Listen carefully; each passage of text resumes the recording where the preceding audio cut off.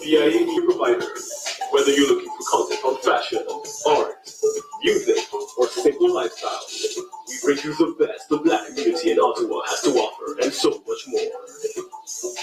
And better yet, do you have a project you need help with? Well, look no further. We provide equipment, studio, and office space, as well as a team of dedicated individuals to help you bring those ideas to life. So don't wait. Check out our new website at biamedia.ca for more information on how to contact us and start creating today. BIA Media, your way. All right, everyone. Good morning. Welcome to our last session in our course, Sheroes of Resistance, the women who fought back, dealing with African women who were leaders against oppression in all types of various forms. Oppression against colonialism, oppression against invasion, or resistance against invasion, and just general resistance against patriarchy and other forms of male domination against women. This is our last session of the year, so we'll return in the new year course. Well, it's a course that we've been running, but it'll be new for this year. What History Left Out Part 2. We'll go from around the year probably around the year 900 until 1896. So that announcement will be sent out soon about when those classes will start, but it'll start probably around the middle of January, but we'll let you know on the exact dates when that will begin.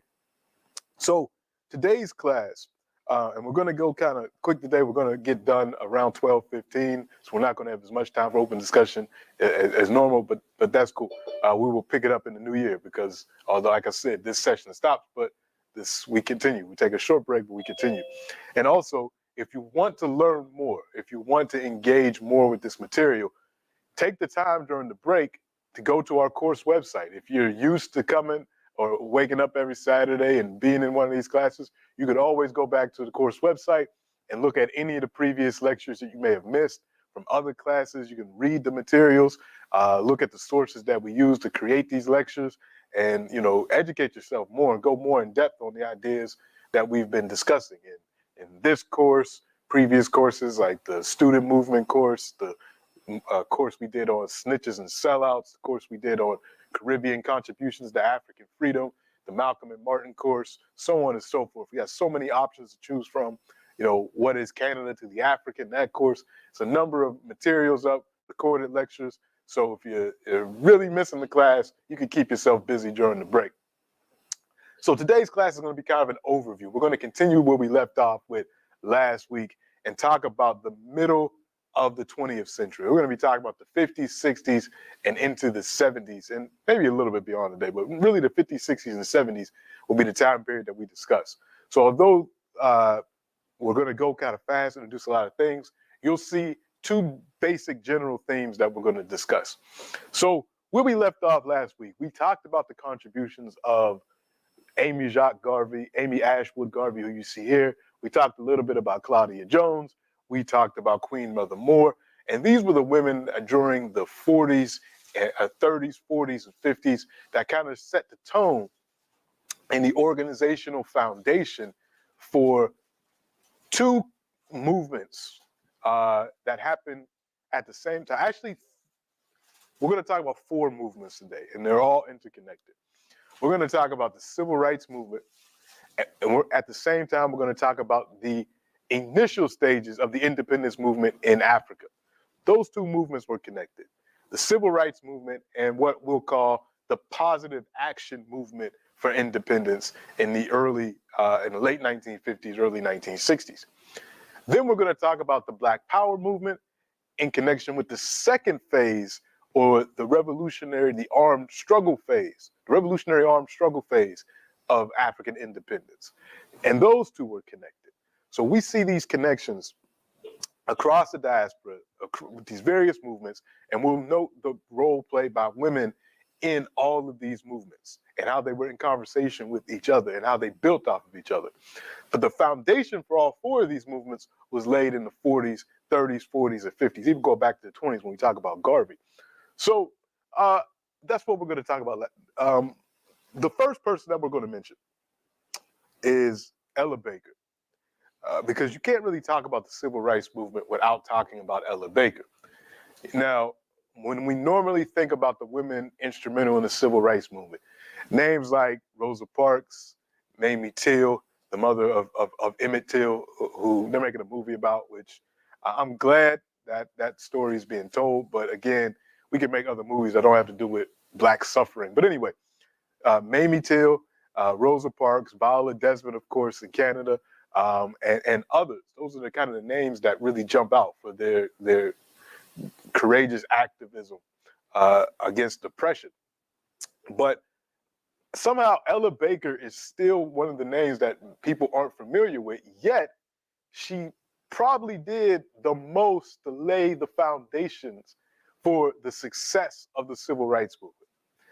Just like Queen Mother Moore is so influential in the development of so many black nationalists in the 50s, 60s, 70s, including Malcolm X, including the Revolutionary Action Movement and many others, the Republic of New Africa.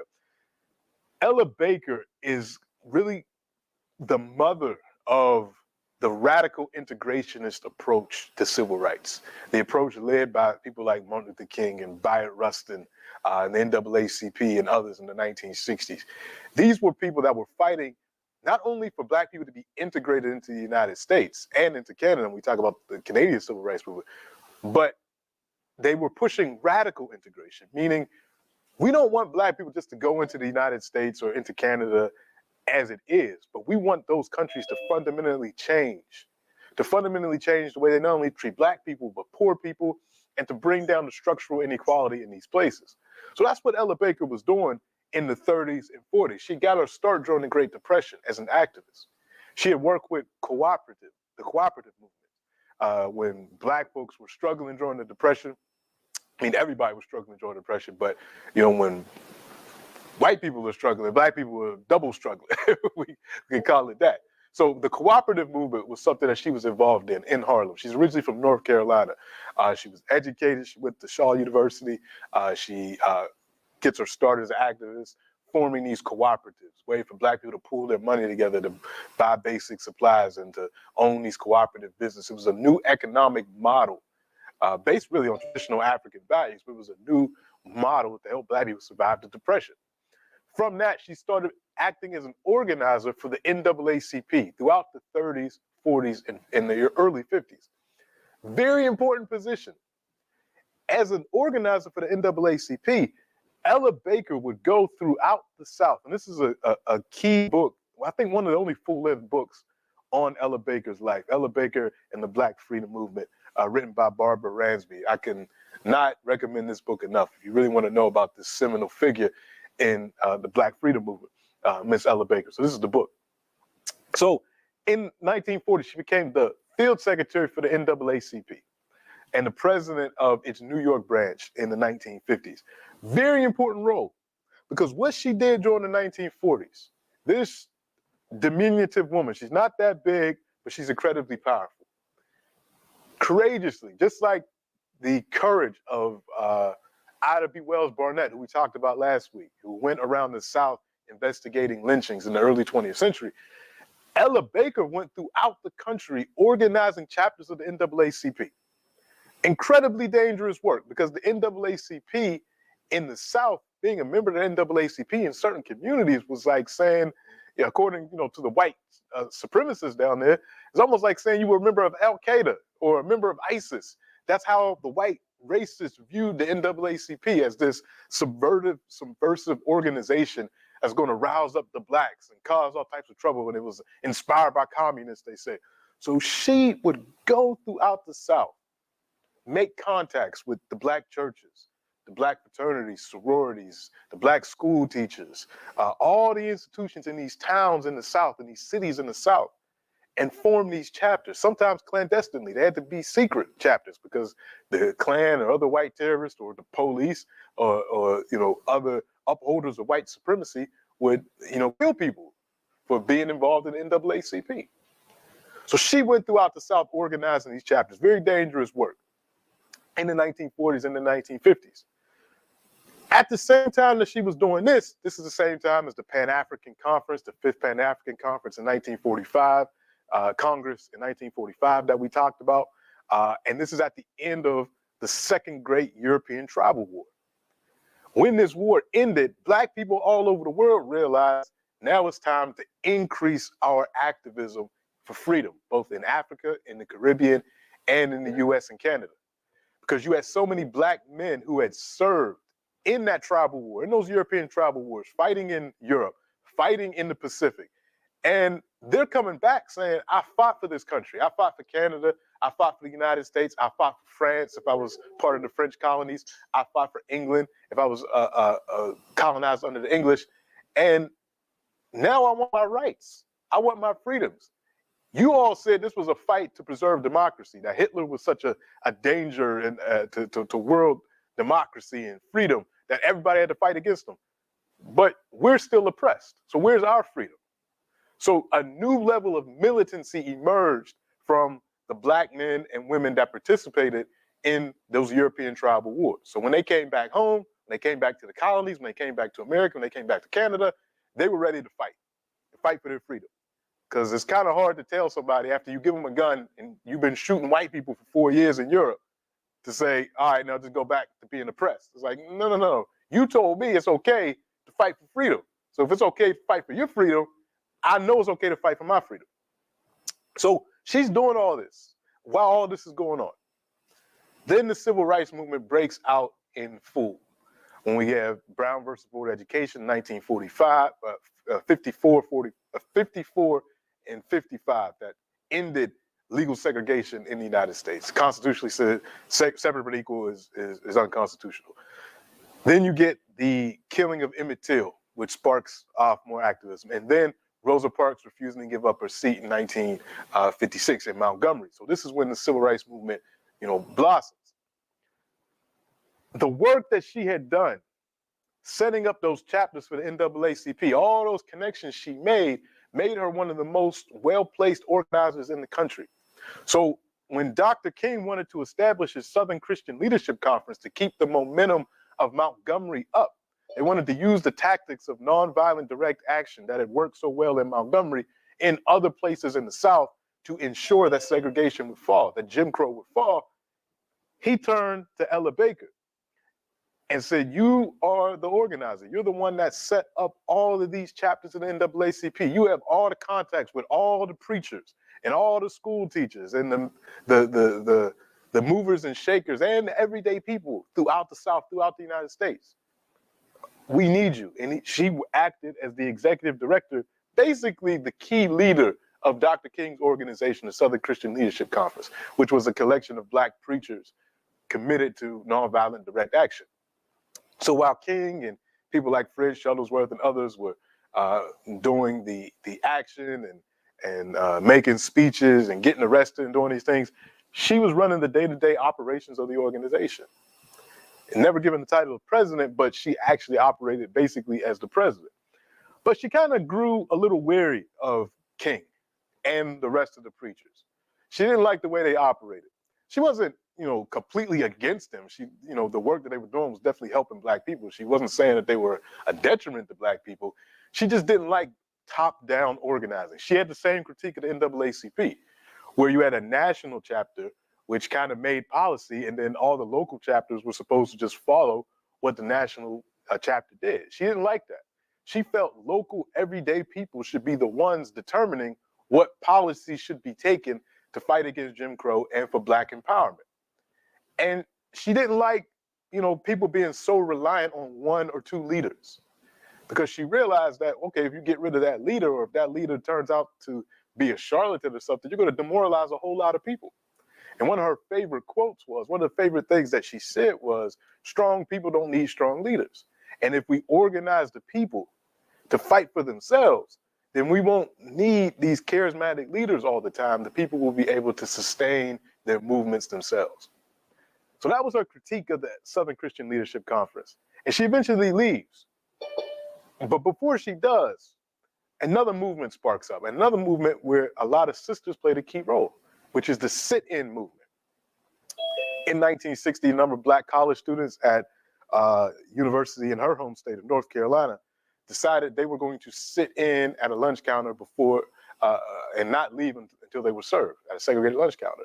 And this sit-in movement spread throughout the country. Young college students, black college students, and eventually even some white college students decided this is going to be their tactic to fight against racial segregation.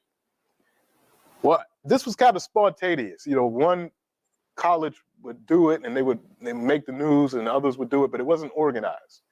Finally, these students got together and they said, we're going to form a national organization to bring young people into this fight, to join these nonviolent direct action movements against racism and against Jim Crow segregation. So they got together and they formed something called the Student Nonviolent Coordinating Committee, but that wasn't their first option.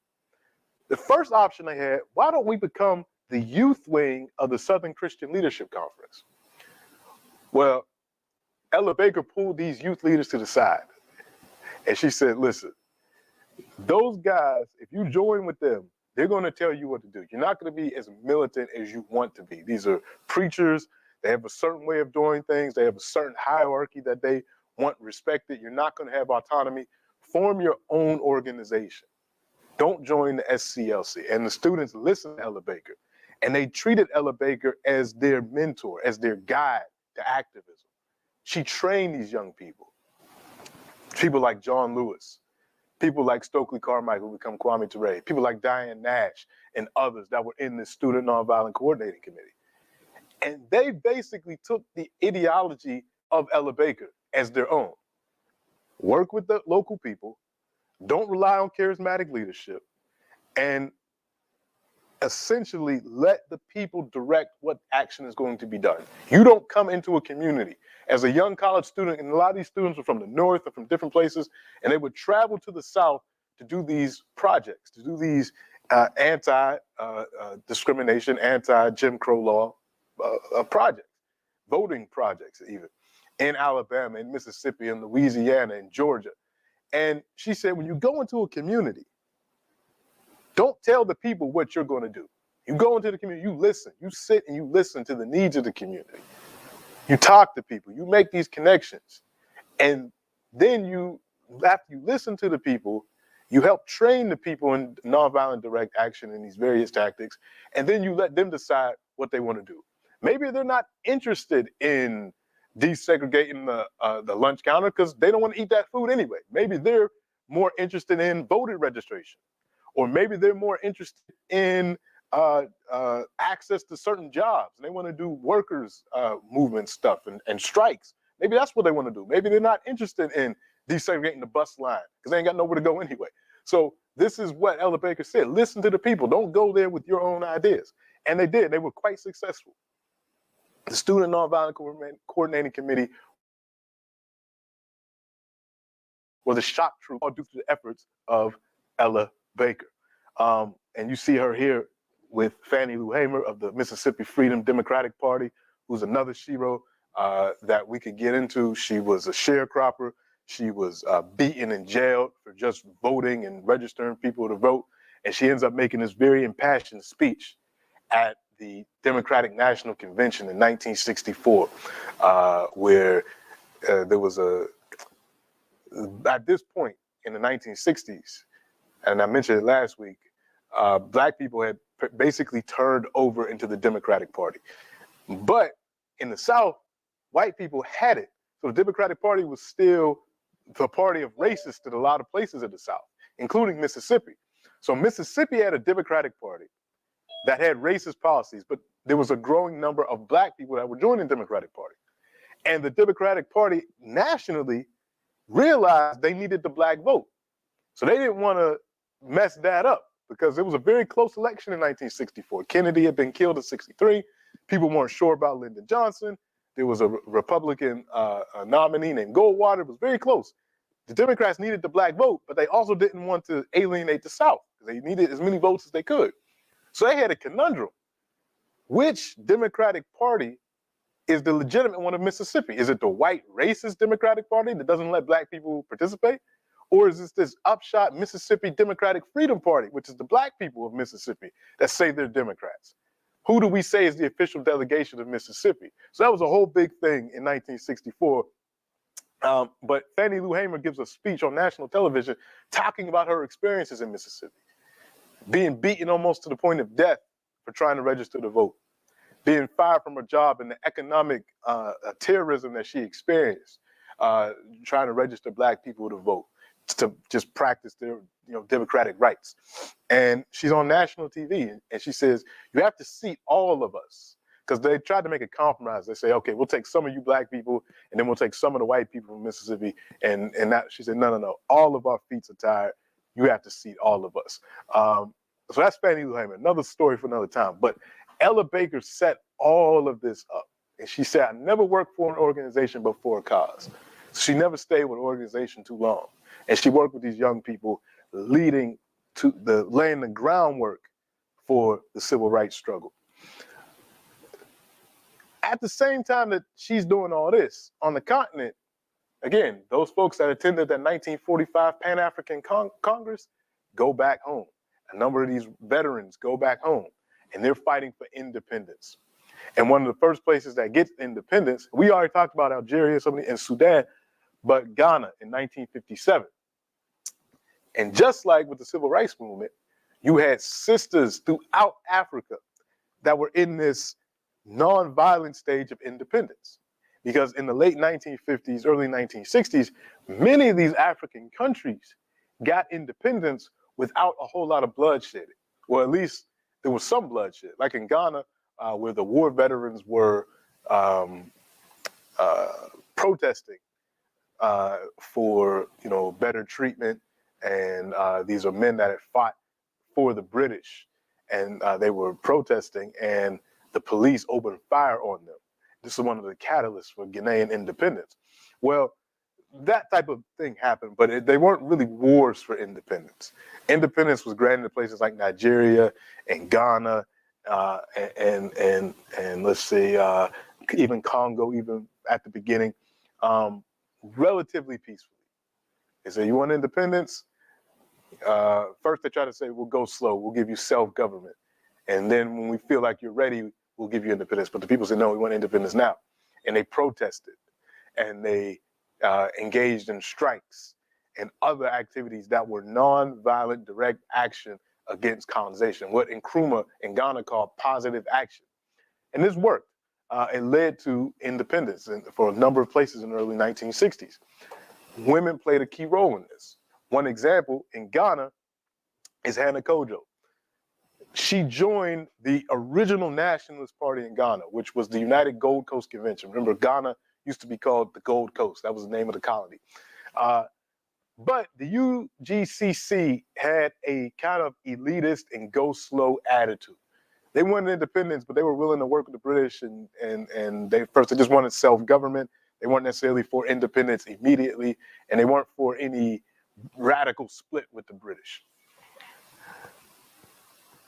The young people that were originally involved in the UCC, led by Kwame Nkrumah, who had attended that Fifth Pan-African Conference, Congress eventually leave the UGCC and form the Convention People's Party, the CCP. When they do, this party attracts young people, it attracts women, and it attracts radicals and workers, people that say, we want independence now, and we want a complete structural change in Ghana. We want a Ghana that's going to serve the people. It wasn't even called Ghana yet. We want a Gold Coast that's going to serve the people. And eventually, this party got so popular in part because of women like Hannah Kojo, who were key organizers. She organized the masses, particularly the women and the youth. She used the tactics of mass political participation. They used song. They used different things to get the young people active, to get the women active, to get the workers active. She was a key organizer, just like Ella Baker. She went all throughout the country organizing for the CPP. And eventually, the CPP wins the elections and is the party that represents independent Ghana, and Nkrumah is elected as prime minister. And in 1957, Ghana gets independence, and Hannah Kojo becomes the national propaganda secretary for the CPP. She's in charge of all the propaganda for the organization, all the pamphlets, all the banners, all the t-shirts, all the things that are going out to get the people excited about independence, excited about this new country called Ghana. because they eventually changed the name from Gold Coast to an African determined name. They named it after the ancient empire further north called Ghana. She forms the All African Women's League in 1957, an organization that's going to bring other African women to Ghana to organize for their own independence, because that's what Ghana was all about. Nkrumah said at Ghana's independence that it was meaningless unless it was linked up to the liberation of the entire African continent. And women like Hannah Kojo took that to heart, and they organized other African women. And I just love how all these things connect. See, we'll see pictures like this, and we know stories like this of, in 1957, Nkrumah inviting Dr. King to Ghana's independence. And King went and he brought his wife, and they had a good time, and they saw an independent African nation. But what we don't see is the role played by Ella Baker and Hannah Kojo in making this moment possible. Without Ella Baker, we wouldn't know Dr. King. Well, I mean, we might, but it would have been a lot more difficult for King to get national and international recognition without the foundation laid by Ella Baker throughout her work in the 1940s and her organizing efforts. If it wasn't for women like Hannah Kojo, the Convention People's Party of Nkrumah would not have been as widespread in Ghana. These great men that we talk about, who we love and we honor, and they, they're great ancestors, they made great contributions. They didn't do it alone. They had a lot of support from the masses. The masses make history, not just individuals. And including in the masses, and one thing that we often overlook, which we try to rectify in this class, is the role of sisters, our mothers, our sisters, our daughters, the women in these struggles that did a lot of the heavy lifting in terms of the organizing and fighting for these things. And again, we see the influence of Queen Mother Moore in this struggle as well, because Ghana is going to be the place, the spot where the Pan-African movement in the 1960s emerges from. And Ghana, Malcolm goes to Ghana, and we talked about how Queen Mother Moore was responsible for Malcolm X's education on Africa. Every time Malcolm gave a speech and he's talking about the Mau Mau in Kenya, he's talking about the situation in the Congo, he's talking about what's happening in South Africa, that's all because, or partially, mostly because, the tutelage of Queen Mother Moore and her sister Eloise Moore to Malcolm's development of Pan-African consciousness. Not just Black nationalism, but Pan-African consciousness.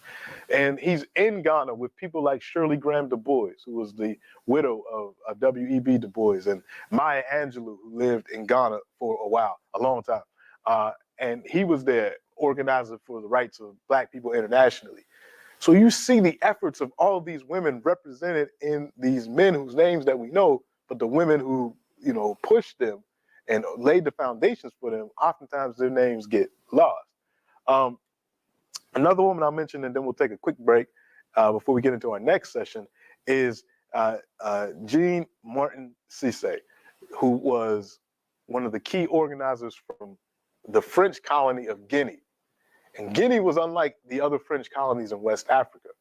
And Guinea was really close with Ghana, because in 1958, the French, seeing all this independence stuff happening, French realized they were in a very weakened position because, the Germans had invaded France. France was weak. If it wasn't for the United States and England coming to their aid, they still would probably be under Nazi control. So France was incredibly weak. So France knew it had to give up its colonies in West Africa.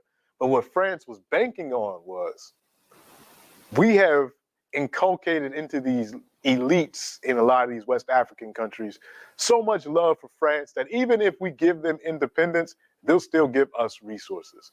Even if we give them independence, they will still allow us to control their currency, because we've trained them to love France so much that this is how they'll be.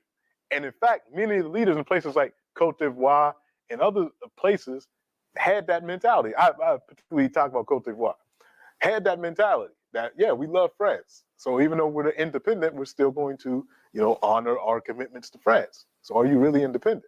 But one country didn't.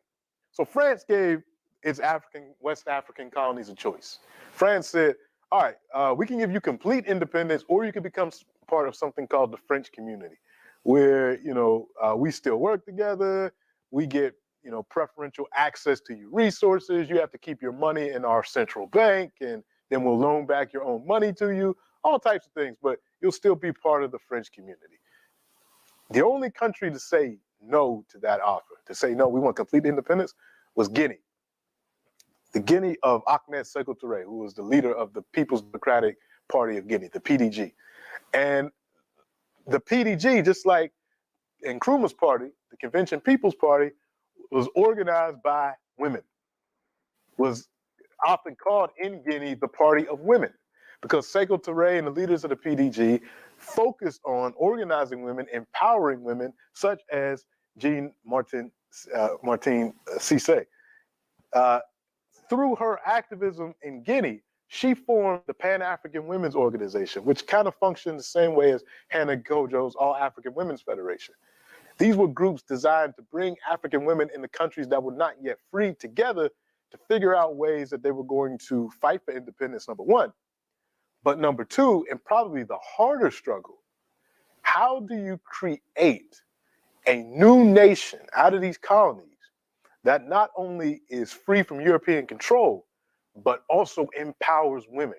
Because during colonization, so much had been done to keep women out of politics, economic affairs, in terms of macroeconomic affairs, and what was going on in terms of foreign policy, that it was a betrayal of the traditional African tradition. Those, 80 years of colonization had done such a job that many of the elite forgot about the queen mothers. They forgot about all those women that we talked about that fought against colonization, that led governments and led spiritual movements in Africa. Somehow, when independence came, all the parliamentarians were men. All the prime ministers and presidents were men. All of the army officials and people with power were men.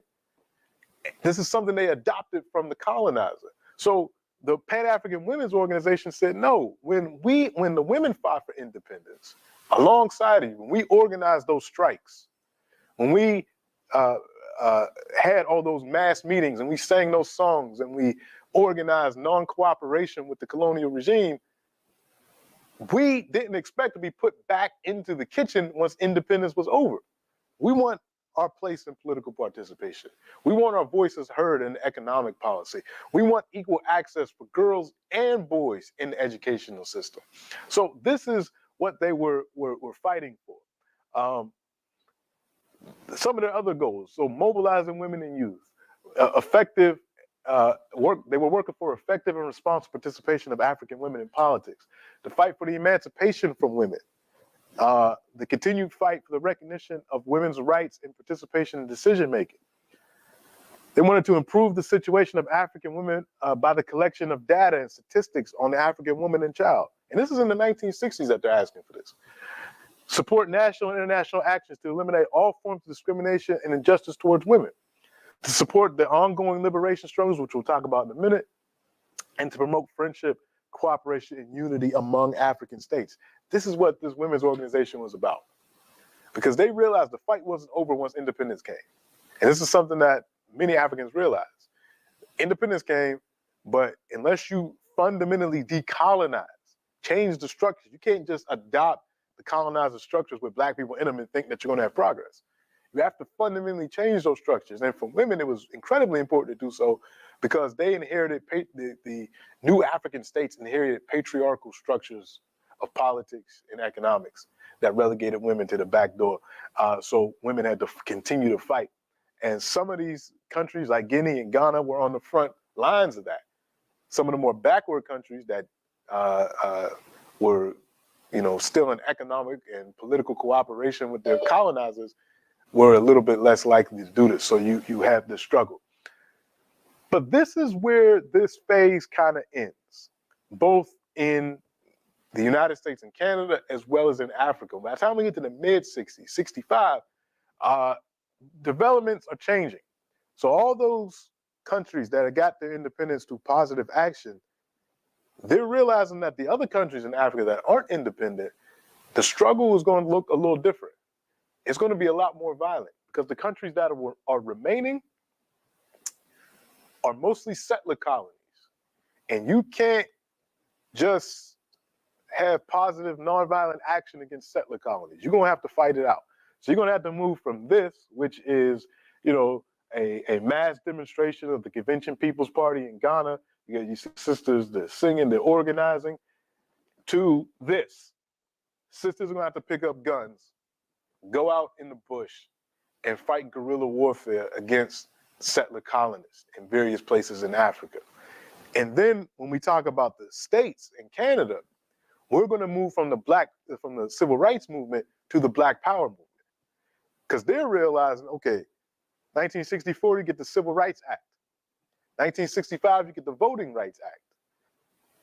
But then after that, Black people are looking around, the youth in particular, looking around and saying, hey, our life hasn't gotten much better. And in fact, we're still being brutalized by the police. We're still in a horrible economic situation. Our health outcomes are still abysmal. And we're being sent to die in Vietnam at disproportionate rates. So how much has actually changed? So a more militant attitude starts to develop in the minds of Afro-Canadian youth and Afro-American youth who are inspired by Malcolm X, again, who was taught by Queen Mother Moore.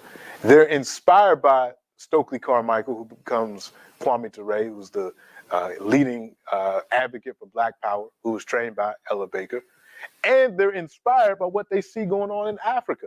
When they see these brothers and sisters picking up guns against the colonizers in Africa, the Black Power youth in the United States of Canada say, hey, you know, our communities are very much like colonies.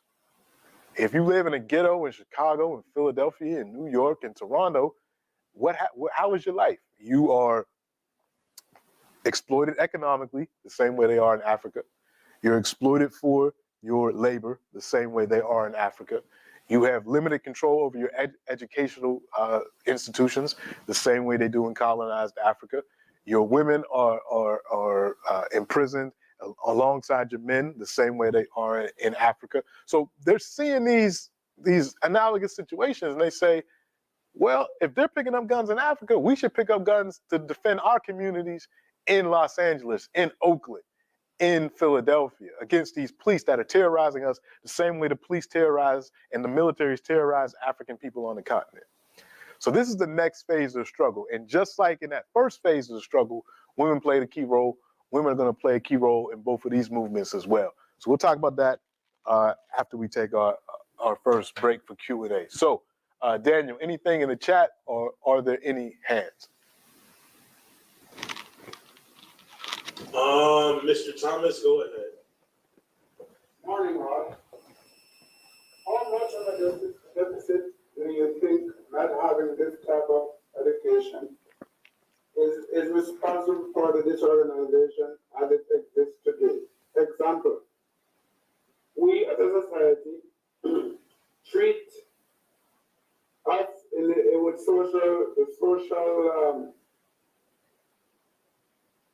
sociality in terms of what we see and hear. But at the time that these credentials were developed, we were not even considered people. So how does that work? The more I come to these classes, the more it beckons me to ask these questions. I think it's been incredibly detrimental, and I think the main area that has been detrimental is our lack of unity as Black and Afro-descendant people. Because we don't know all these connections, every generation we're still having these internal battles between ourselves. You know, folks are just narrowly minded. Say, you know, I'm Afro-American, or I'm Afro-Canadian, or I'm Kenyan, or I'm South African, I'm Brazilian, and I only know about this struggle. I only know about this, and this is all I care about, and I'm not really interested in organizing with other Black people. I think that has been to our detriment the most. That's why I love teaching these classes, and more than anything, I love teaching the connections between these various struggles and how these people work together. Because ultimately, in 2022, that's what's going to help get us out of the situations that we're in. Wherever we're at, wherever we look at African communities, the human development is not where it should be. And one of the ways to alleviate that is by working more harmoniously together. And I love that this class has people that log in from all over the world, representing different countries, representing different experiences, and having an education with that in mind, where we could touch on all over the African world and all the different connections, really makes a difference. I think that division has been one of the main things that the way we're normally taught has impacted us. But go ahead, Mr. Thomas, you wanted to say something else? Well, how do we square that circle in the sense that the social sciences and the way we were in prison, as an example, still resonate and will resonate for quite some time? Yeah, we got a ways to go, but it's just always about being consistent. I think that's one of the other things that sometimes as a people we fall short on sometimes. We're not consistent, and we don't plan for the next generation of people to take over this type of work, so that we don't have to always start from scratch. So it's going to take a while, but we didn't get in this position overnight, and we're not going to get out of it overnight. So understanding that, it's imperative on us to stay committed, to stay consistent, and with this. This is why, we've been doing this class for a few years now, since 2018, and we add new things, but we have the same 4 core classes of History Part 1, Sheroes class, History Part 2, and then Early History of the African Renaissance. And then we have our seminars in between. Staying consistent like that is key, and knowing that there's a place where you can come and get this information. So we just got to build more institutions where we're consistent. Whatever it is that we do, bringing in, like you said, all of those social sciences, all of those studies, all the stuff that we can do, we just have to be consistent. We can't leave it sit in universities and only elites have access to it. We got to get it to the people that are actually going to make the change, which is what these movements tell us, that it's not the elites. The elites get a lot of credit for things, but it's really the masses that move our struggles. And only when you educate the masses of people that those struggles actually become successful. So we just got to keep it up. That's all we can do. Daniel, anything in the chat or any other hands? There's nothing in the chat, and I don't see any more hands. All right, so we'll get into part 2. So, as I was mentioning, the liberation struggle, it enters a new armed phase. If you want to read about, so we'll start with the Black Power movement first. These are 2 good books that talk about the role of students and women and workers in these movements. One is We Will Return the Whirlwind, written by Muhammad Ahmed, Black Radical Organizations, 1960 to 1975. And he really talks about the work of Queen Mother Moore. He was directly influenced by Queen Mother Moore to start the Revolutionary Action Movement, and also one of the early formations of the Black Panthers out of New York. I was lucky enough to be taught by Muhammad Ahmed at Temple University, and he's one who actually introduced me to the ideas and teachings of Queen Mother Moore. So this is a great book from somebody that was actually involved in the movements. And also A Taste of Power, Black Women's Story by Elaine Brown. She was one of the leaders of the Black Panther Party for Self-Defense, the only female, I can't remember the head of their, I can't remember the head of the Black Panther Party was called. It wasn't a secretary. It wasn't general secretary. I have to get back to that. I can't remember the title, but she was the only female head of the Black Panther Party for Self-Defense. And she writes a memoir about her times in the party and being a woman in the party. And there's other books as well. There's Angela Davis's autobiography, as well as Assata Shakur's autobiography as well. So normally when we think about the Black Panther Party for Self-Defense, these are the type of images that come into mind. And these are the images that a lot of people associate with the Black Power movement. Usually a man with a gun, dressed in all black, a beret, very powerful image. And here you see the founders of the Black Panther Party for Self-Defense, Bobby Seale and Huey Newton, founded in Oakland in 1966. But really, the bulk of the work being done in the Black Panther Party for Self-Defense was done by the sisters. It was done by the sisters. Many of the recruits And this is a party that blew up between 1966 and 1969. Chapters sprung up of this organization. It started with 2 people in Oakland in 1966. By the time we get to the end of 1968, there's dozens of chapters and thousands of members all over the country in a matter of just about 2.5 years. A tremendous explosion. And many of these were sisters like Kathleen Cleaver and others. And these women were responsible not only for the armed defense of the party, because you had so many sisters that were armed and they could shoot and they had guns and they defended the community against the police. They fought against drug pushers in the community. We'll talk about that in a minute. But they also were in charge of the survival programs. The Black Panther Party for Self-Defense realized how important survival was to revolution. If people are hungry or people don't have good health care, how can they fight? And if the racist capitalist government isn't going to provide the health care and the food and education for Black people, then the Black Panther Party for Self-Defense would. So the sisters ran a lot of the educational programs of the Black Panther Party for Self-Defense that taught literacy, it taught mathematics, it taught African history and African culture. They ran the sickle cell anemia program out of Oakland and other major cities in the U.S. Very important. Sickle cell anemia is a disease that affects a lot of people of African descent. It's something that doesn't really affect white people usually that much. So as a result, the U.S. government didn't pay a lot of attention to sickle cell anemia for a long time. They didn't care because it was affecting Black people, so why should they care? So it was the Panther Party with their community health programs that really started the sickle cell anemia program, testing for sickle cell, giving treatment for sickle cell, all of these things to take care of the community. The free grocery program for elders in the community. The free breakfast program for children in the community so that they could have something to eat before they went to school, because how can you learn if your stomach is growling and you haven't eaten?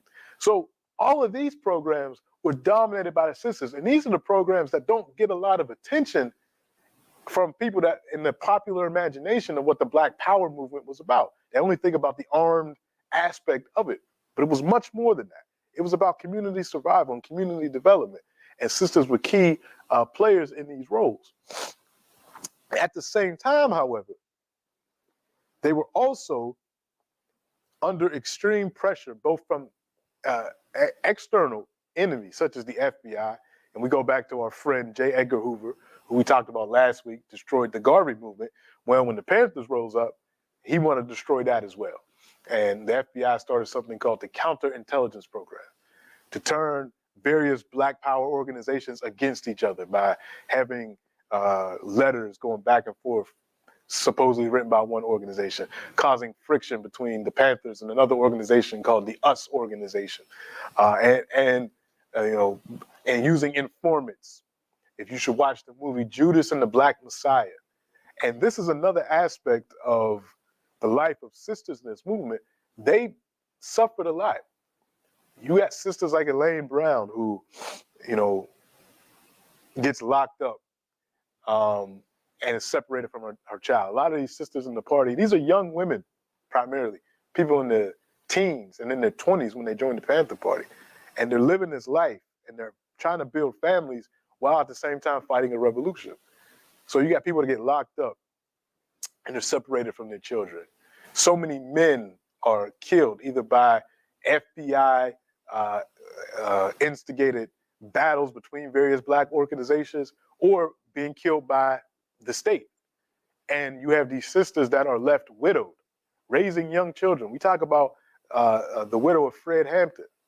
Fred Hampton was killed next to her, shot while he was asleep because of an FBI informant that was paid to assist in his assassination. And she was pregnant at the time.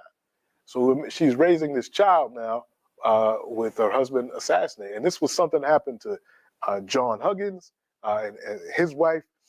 So you have all of this happening and these sisters still persevering in this movement. It's a whole story that we should know about.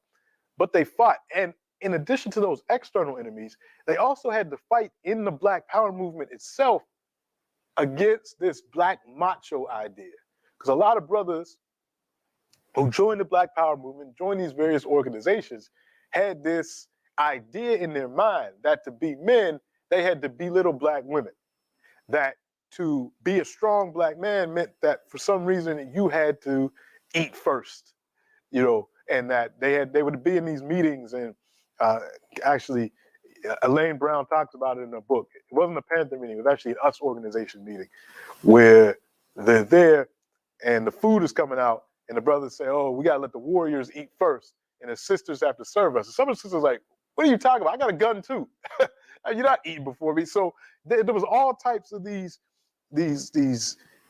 fighting against these patriarchal ideas within the Black Power organization, or fighting for the right to bring up women's issues alongside of the racial issue. Because the sisters are saying, hey, while we're fighting against racial discrimination, we're fighting against oppression, understand that there are also gendered elements that we need to bring up.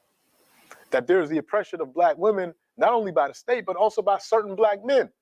And it's not anti-revolutionary for us to bring that up. It's not divisive for us to bring that up in these meetings. But some black men didn't want to hear it. They're like, oh, you talk about that feminist stuff. That ain't got nothing to do with the black struggle. And he's just saying, wait a minute, what are you talking about? We're struggling right alongside you, and you're not even gonna let us bring up the issues that are important to us because you feel like it's somehow divisive. So you had these struggles inside the movement as well. And a lot of sisters wrote a lot of papers and theories and made speeches and wrote books acknowledging all this. And some of the brothers changed their minds. They realized that, you know what, these sisters are right, because these sisters worked on them continuously. Like, you need to check that patriarchy and that black machismo stuff because we in this struggle together. So don't try to make me a second-class citizen in this struggle for liberation. And people like Huey Newton and Stokely Carmichael, who become Kwame Ture, and even Malana Karanga, who's a leader of the US organization that had these very patriarchal ideas at one point, realized, and he talks about this. He's older now. That's the guy that created Kwanzaa. He's one of the leading scholars in Black Studies. But he's even acknowledged that, yeah, we were backwards as hell in how we thought about the place of black women. Because these brothers believed that, because of slavery and colonization, that the role of the black man has been diminished. So therefore, we need to reestablish that role as the head of our families by, putting on women second class. But then they did some more studying about African history and realized that wasn't the case in Africa. People were, equal to a lot of the extent.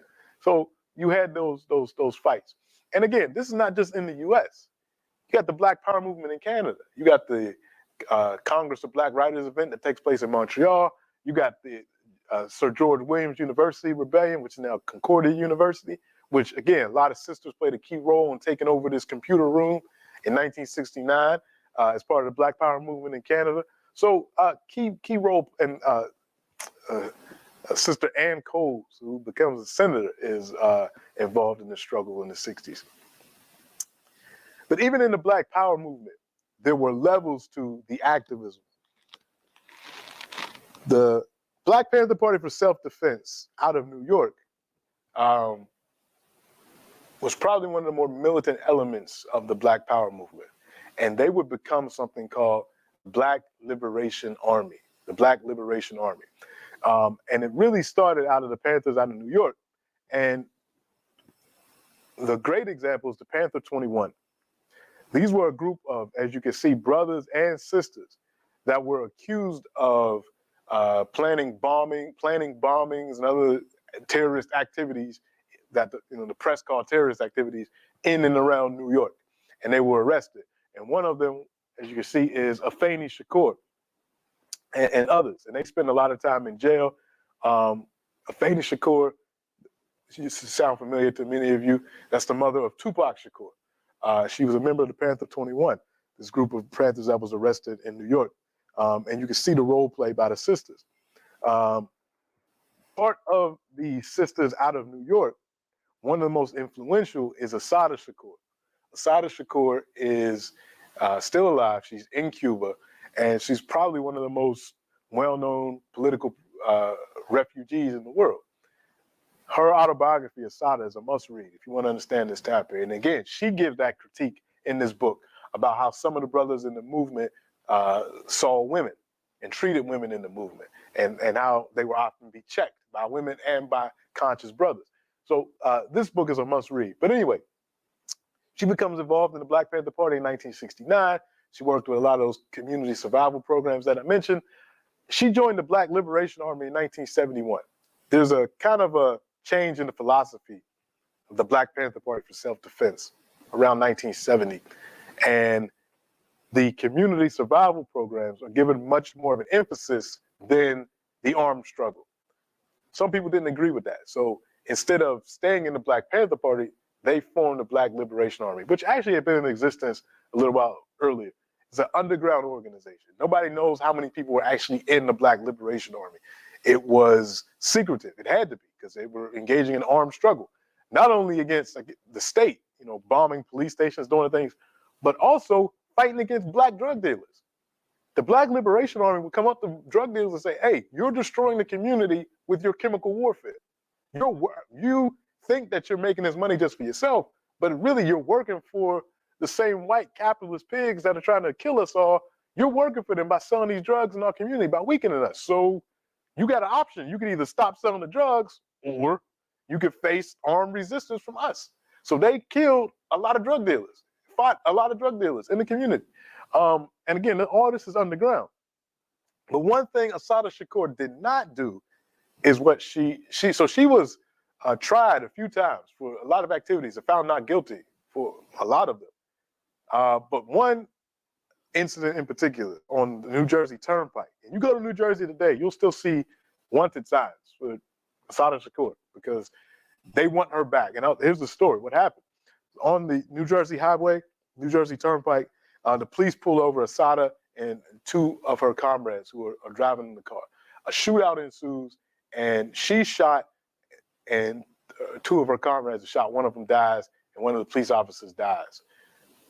They say that she's the one that killed the police officer and caused all this, and she is convicted of murder of her friend and the police. But all the forensic evidence shows she not only didn't fire a gun, but she got shot in such a way that it would have been impossible for her to fire a gun and kill anybody. But they found her guilty. However, after spending many, many years in jail, she escapes in 1979. And an escape that we really can't even, the Black Liberation Army sprung her from jail. And this is one of the greatest feats of the Black Power movement, because she manages to get to Cuba, and she's been in Cuba since 1984, and the Cubans aren't giving her up. This is a story that everybody should know. And it's a divisive story in the States, because you can't even go to some places in New Jersey. You can't even speak in some universities in New Jersey without the police coming and rallying around your talk, if you're talking about Assata Shakur, because they feel like this is a wanted criminal that killed a police officer and we shouldn't be celebrating her. In fact, the rapper Common was going to give a commencement speech, I think at Rutgers, and he was blocked. The police said, no, you're not, because he made a song called A Song for Assata. So they blocked him from giving the commencement speech. But we really have to think about this historically. During her lifetime, Harriet Tubman was the most wanted woman in America. So if we think that Harriet Tubman was courageous and we should support Harriet Tubman, then we should support Assata Shakur, because there are still continued efforts to try to get her extradited from Cuba to back to the United States. In fact, even during the Obama administration, she was put on the terrorist list, which was meant that the United States could legally kill her and not have to even bring her in for trial. When you're on that terrorist list, that's almost like a death sentence. So, we should continue watching out for her and understand that the Cubans are really, really courageous in keeping her in Cuba and protecting her. So while all this is going on, let me move to the continent. Or also, we'll briefly mention, in Brazil, same type of movement is happening. You got the Black movement in Brazil, and you also have the Afro-Brazilian women's movement with the same types of critiques. They're fighting against racism, but at the same time, they're fighting also against gender oppression in the Black community. And Leila Gonzalez was one of the key figures in this movement as well. Going back to the continent, again, just like the Black Power phase has upped the militancy in the Americas, in Africa, the militancy is being upped in the places where the settlers are living. We already talked about Algeria, and we talked about the battles against French settler colonialism there. In Zimbabwe, in South Africa, in Kenya, in Mozambique, in Angola, these are the places where throughout the late 60s and into the 70s, the battles would be fiercely fought, and African women would be right in the middle of the fighting.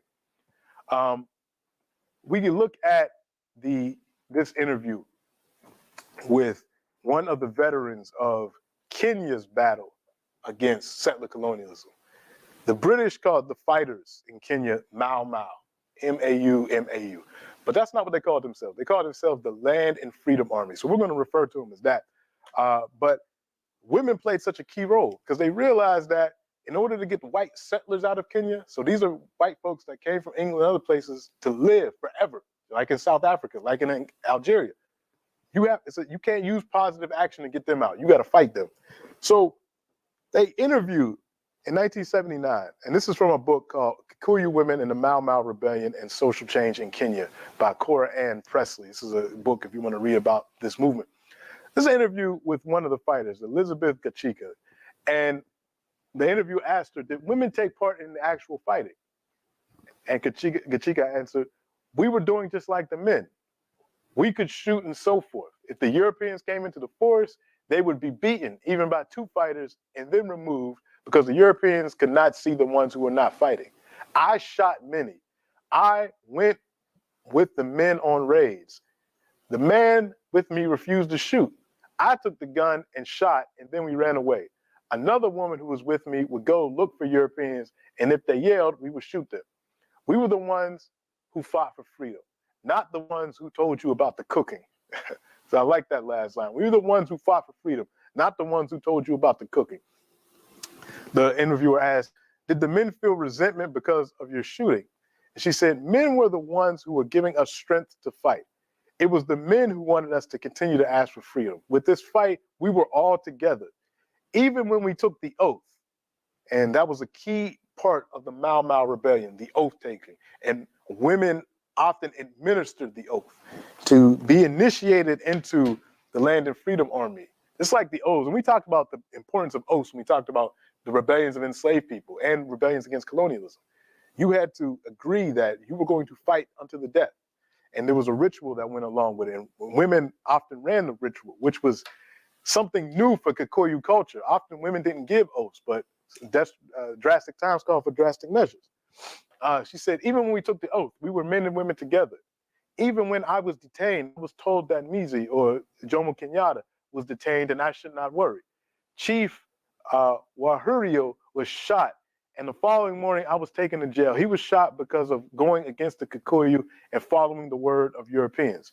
The work of killing people like Waruhiu was the work of women and girls. Women were doing a lot of work. Girls are very tough. So she's talking about killing one of the chiefs that was sided with the Europeans, which is a key element of the Land and Freedom Army's rebellion. It wasn't just fighting against Europeans. It's also fighting against those Africans that wanted to help out Europeans, the loyalists in Kenya. So oftentimes these struggles took the role of civil wars as well against Africans that wanted to be on the side of Europeans. I want to just play a little bit of one of the veterans that's still with us. She's 92 years old. Field Marshal, who was the only woman to get that rank of Field Marshal, Muthoni Wakarima.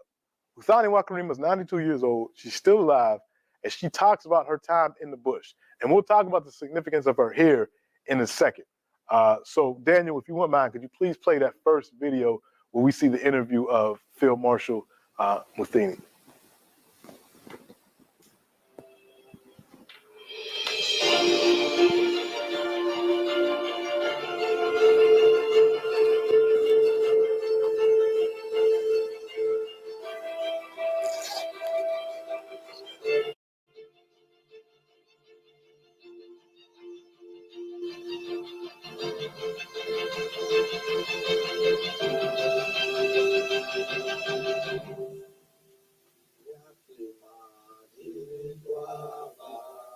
Yetabo Shudi Moroni, Mwale wa Kilima. Ziwata Chelo 1930, na gwitũ nĩ Kenya na itũũra nĩ gatetũ a rũgongo. Niĩ ndiarũire mbara itoĩ gĩtũmi, ndarũire mbara njũĩ gĩtũmi, tondũ baba andĩkĩtwo nĩ Mũngeretha. Mũngeretha ndũĩ augaga gũkũ nĩ gwake, twarĩ ngombo ciake cia gũtua mbeni kũu na kũrĩmĩra mbeni ĩyo, na niĩ ndaciarĩrwo kuo na ndarererwo kuo na ndaneneha na ndakinya gũtuĩka rĩu nĩ nguma kũu njũke Gĩkũyũ-inĩ nĩ ũndũ nĩ ndahika na ndahikio nĩ mũndũ wa Gĩkũyũ. Rĩu rĩ, ũkaigua ũkenete mũno tondũ nĩ weherera watho ũcio na wĩra ũcio, na mũndũ ũrĩa ũkwĩrwo atũrore rĩ nĩ mũndũ tawe o witũ, no akũrutwo kũmũkũmũĩ nĩgetha endwo nĩ mũthũngũ. Rĩu koguo ithuĩ tũrĩ andũ mahũthĩirwo nĩ Mũngeretha na njĩra itarĩ njega. Rĩu tũgakĩnyitana, akorwo nĩ mũthũngũ ũrĩ hana, tũkerana tũgathiĩ rĩna nĩgetha twĩre mũthũngũ ũcio tũtioragaga, no kũmwĩra ainũke kwao, na twathiĩ twamwĩra akũrara akĩoya indo. Rĩu rĩ, ndarutagĩra wĩra ndĩ mũciĩ rĩu tarĩ gũkũ ndĩ, ngatwaraga riboti ngatwarĩra Kĩmathi, na nĩ ndatwaraga riboti ũrĩa gũkũ home ngati irauga, ngatwara riboti. Rĩrĩa ndakĩmenyirwo nĩ ndwaraga riboti rĩ, ngaita ũkĩhũrwo ngatigwo hau nguĩte nĩ home guard. Wona ndahũrwo ndatigwo nyũmba rĩ, atumia magĩũka makĩnjoya makĩngua makĩndwara handũ, rĩu ngĩgĩthondekwo ngĩheo ndawa. Rĩu ona mbũri na ng'ombe na ngũkũ na kĩ, ona ũmũthĩ rĩu ndĩ hau o ũrĩa rĩu ta ũrĩa muona nyũmba ĩyo ũguo ũrĩa yarĩ, ona rĩu ũmũthĩ ũguo ndingĩkwĩra ciarorire kũ na ciathire kũ, niĩ ndahona ndathire ona gĩthaka. Ndacokire mũciĩ, ndathire ona gĩthaka ngĩtũra, gwatuka ngathiĩ o mũtĩ igũrũ ngakoma, thinacara gĩkinya ngarũrũka, ngorũra kũu ngorũra, na nĩũĩ kũrĩ o mbogo na kũrĩ o njogu na kũrĩ o munyi o kũndũ kũrĩkũ ũgũciona, no Ngai tu. Ndaikarire ciumia igĩrĩ, ndĩ o kũu ngĩmacaria, na rĩu kũrĩa ndĩramacaria rĩ matirĩ kũu, marĩ kũnene, no nĩ mamenyire atĩ nĩ ndatonya gĩthaka. No kuonana nĩkuo kwarĩ hinya tondũ marĩ kũndũ kũnene kũu mahũrĩte mbuci kũrĩa gũtangĩhiũha gwĩka atĩ. Na rĩu kũu marĩ, akorwo nĩ marĩ ta haha, matũmaga mũndũ ũmwe arĩ o Nyĩrĩ, ũrĩa ũngĩ arĩ o Rũrĩng'ũ, ũrĩa ũngĩ arĩ o ũguo, akorwo nĩ ta haha tũikarĩte ngati cia kũrangĩra harĩa tũikarire.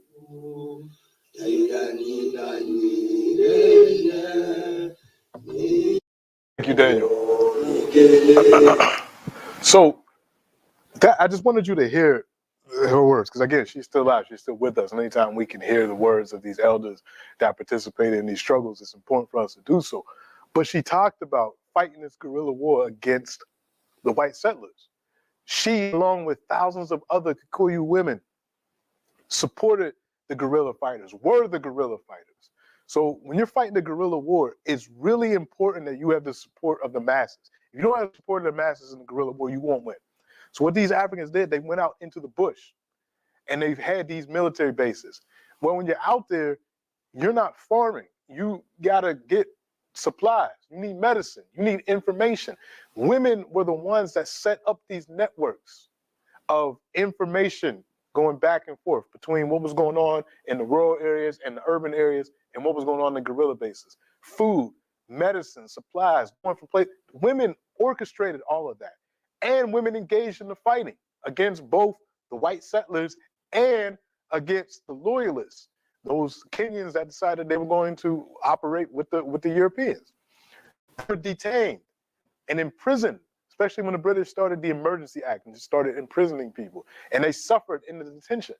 But ultimately, through their efforts, they were able to get free.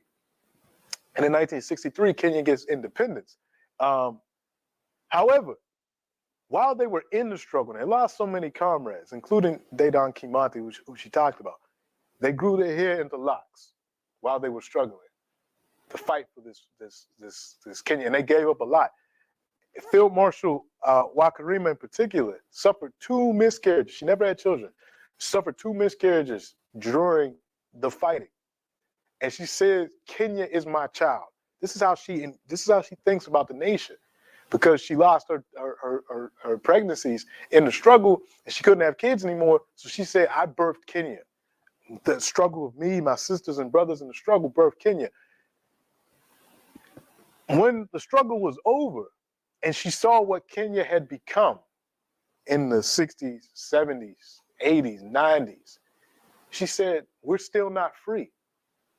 Yeah, we're independent, but we haven't truly decolonized."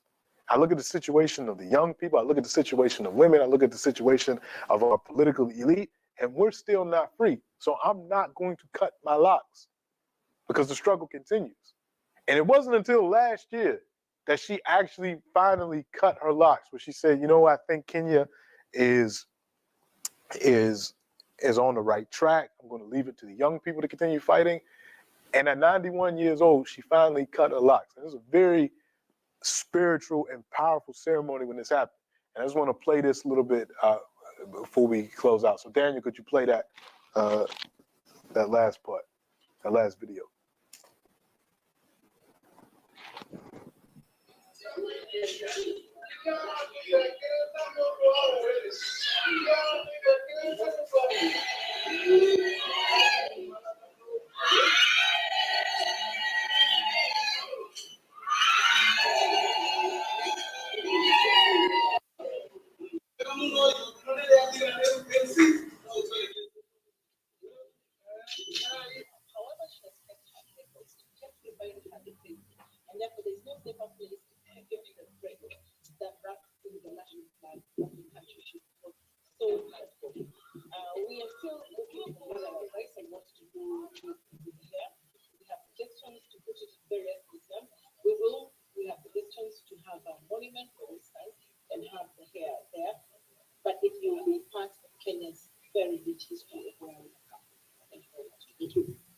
That was the first lady of Kenya that actually did the cutting. So they wrapped her here in Kenya, and they're going to put it in a museum. So they did decide to do that because it's part of history. This 6 foot of locks that she's had since the liberation struggle, since the 1950s, they're going to put in a museum.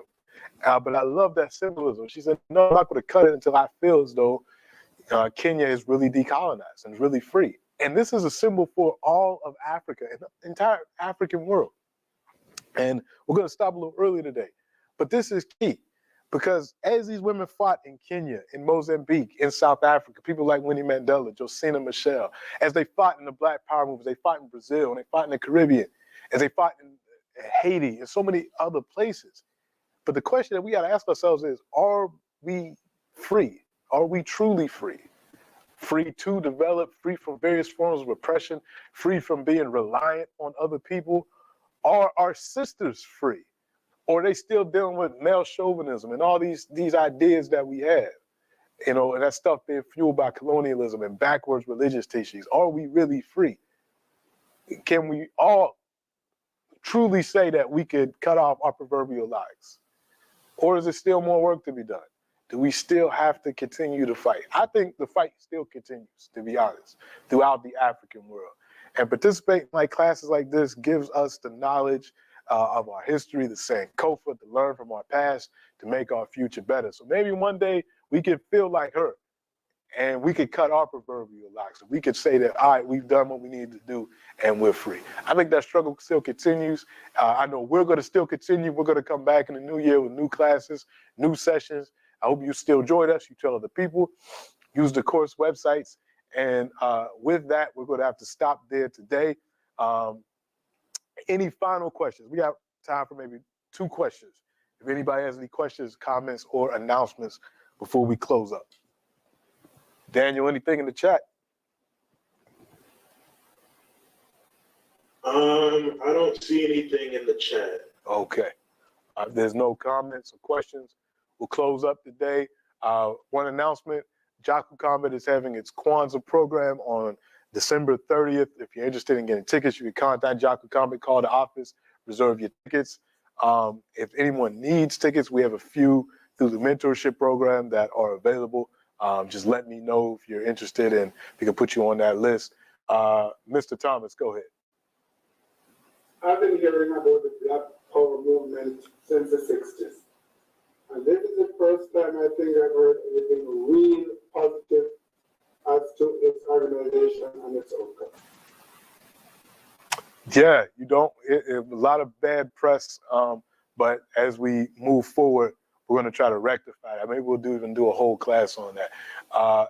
Daniel, I've seen something pop up in the chat. And also with that, remember, everything that was going on in Kenya and in Mozambique, the Black Panther Party for Self-Defense was popularizing these things among Africans in America. They would show images of women in the Land of Freedom Army, particularly women in Angola and Mozambique and Guinea, in their newspaper, and would write about what was going on in Africa. So these weren't isolated struggles. They were all influencing each other. Daniel, I think I saw something pop up in the chat, but I couldn't read it. Yeah, that's just somebody saying thank you very much. Was there something before that? I thought I saw the question. What an excellent way to end the year. Oh, okay. Oh, okay. Sounds good. Sounds good. All right, everyone. We'll talk soon. You'll look out in your emails for information about the next course. Use the course website to get more information. And thank you all for joining us, and we'll talk soon. And thank BIA Media for putting this on and recording these sessions and having them up on YouTube so you can share them with other people. You know, hopefully we see some of you here in the new year. You can come to the space and we can engage that way because it's open. So thank you all. We'll talk soon. Will these videos be archived? Yes, they're on YouTube and they're also on the course website. Yes, sir. All right, everyone.